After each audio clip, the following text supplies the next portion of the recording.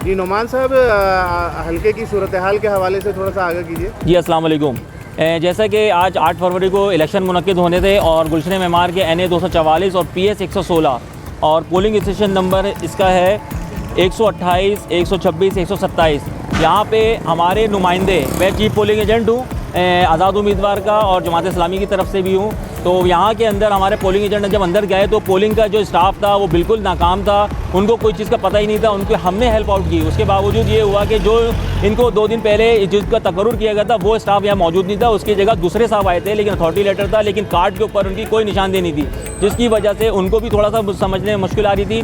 लेकिन बहरहाल यहाँ पे पोलिंग जो है फिर उसके बाद 9, साढ़े 9 के करीब जो है ना पोलिंग का बाकायदा आगाज़ हुआ। जब आगाज़ हुआ तो उसमें भी इनकी इतनी स्लो थी कि वोटर वहाँ पे जो खासतौर पर बुज़ुर्ग हमारे वोटर थे उनको सख्त तकलीफ़ का मुजाहरा किया जा रहा था। हालांकि वोटर बुज़ुर्गों के लिए होता है कि आप एक नीचे कमरा बनाया जाता है कि यहाँ पे सीनियर सिटीज़न के लिए इलेक्शन कमीशन का अमला आता है कि नीचे आके उनके वोट कास्ट करें, लेकिन इसकी भी यहाँ पे कोई बाकायदा सहूलत यहाँ पे मौजूद नहीं है।